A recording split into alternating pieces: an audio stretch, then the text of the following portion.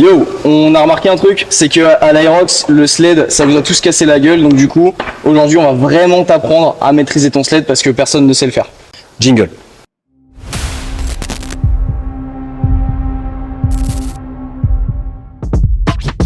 Bienvenue dans ce nouvel épisode. Comme tu as pu le voir, du coup la billetterie pour l'Aerox en Belgique a ouvert et donc du coup on a créé une nouvelle série pour t'expliquer tous les agrès de l'Aerox, comment faire, ce que ça implique dans ton effort parce que l'Aerox ça mélange quand même de l'endurance avec de la force et aujourd'hui du coup on attaque le sujet du sled. On est affilié à Aerox et qu'on propose la programmation Aerox et tout un tas de trucs comme ça. Et qu'on fait du sled toutes les semaines. Tout ce que vous allez avoir dans cette série, c'est un petit extrait de ce qu'on peut enseigner pendant le séminaire Aerox qu'on va réitérer dans pas très longtemps, je pense. Ouais, on va essayer de refaire une série.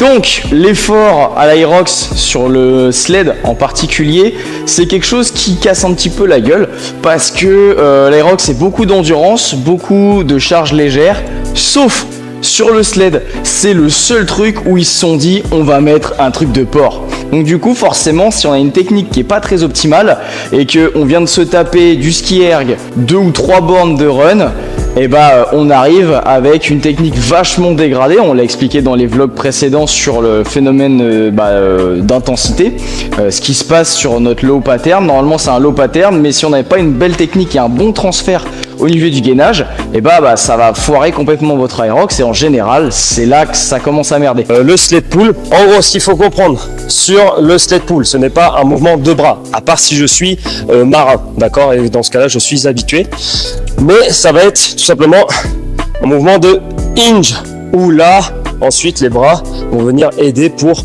finir le mouvement. Mais grosso modo, un bon sled pull, ça donne ce genre de truc.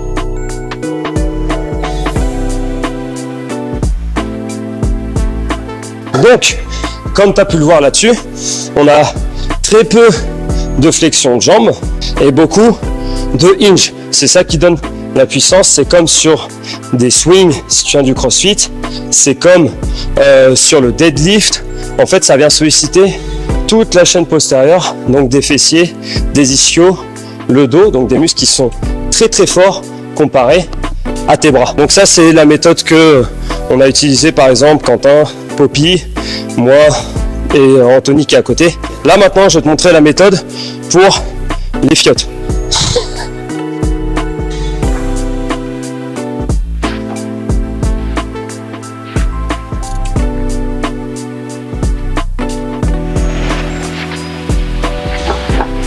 Cette méthode là, elle sollicite pas beaucoup les bras, d'accord, mais beaucoup tout ce qui est ischio et quadriceps. D'accord, donc là on est plus sur une action de jambes, mais en sachant qu'après tu dois te retaper une bande de course, plus des wall ball shots plus loin dans l'Aerox, c'est pas spécialement la technique que l'on conseille. La technique du sled push, personne ne connaît, qui est vraiment efficace, de coucher le sled comme ça, et ensuite tu le prends ici et tu pousses comme si tu poussais ta voiture. Vu que tu as moins de surface de contact avec le sol, c'est un petit peu comme à moto, on va plus vite qu'en voiture quoi, parce que t'as que 2 roues. C'est complètement faux. Donc parlons un petit peu du sled push. Le sled pull, effectivement, c'est très très dur sur les membres supérieurs. Donc forcément que ça merde à un moment ou l'autre, mais c'est surtout de la force qui va déconner. Quand on a fait notre séminaire, et même quand on va à l'Aerox, en Angleterre on l'a pas trop vu, mais surtout en France, où les gens savent pas faire un sled push, ça paraît tout con, mais en fait il y a un truc qui se passe ici, en fait ils sont pas gainés. Et donc du coup quand ils se mettent à pousser, leur dos fait ça. Et quand ils commencent à pousser, ça fait un... Du coup ils s'écrasent complètement, il n'y a aucun transfert de force. Et forcément si le transfert de force du haut vers le bas ne se passe pas bien, il n'y a rien qui peut bien se passer. Deuxième grosse erreur qu'on a vue, c'est les gens qui prennent le sled comme ça. Alors oui effectivement, on sollicite moins les avant-bras et un peu moins les épaules, mais déjà qu'à l'Aerox il n'y a pas beaucoup d'avant-bras, pas beaucoup d'épaules. Cette technique est un petit peu absurde, surtout qu'on est vachement redressé. Donc là j'exagère, mais en général voilà, on est vachement redressé. Et pareil, ça nous oblige à pas gainer. Nous ce qu'on conseille, c'est surtout de le faire comme ça. Donc j'ai les mains à la moitié des poteaux pour que je puisse avoir le buste bien parallèle au sol. Si je le fais bras tendu, ce qui peut être sympa mais on le conseille pas trop, Je rentre ma tête dans mes épaules comme si j'étais en fin de jerk. je pousse. Et là, je fais des tout petits pas. Aussi, quand je cherche à faire des grands pas, forcément, je vais me redresser. Et là, boum, perte d'énergie. Donc, des petits pas. La version bras fléchis, qui est beaucoup plus économe. La même chose, les mains à la moitié des poteaux, comme ça j'ai la poitrine bien pareille au sol et je gaine. Travaillez vos abdos aussi, hein, parce que si vous me faites un truc comme ça, ah ouais, c'est sûr que vous allez jamais réussir à passer l'étape du sled à l'Aerox. Là, on a parlé du sled surtout dans le contexte de l'Aerox, comment pousser, comment tirer. Maintenant, on va l'aborder plus du côté fitness fonctionnel.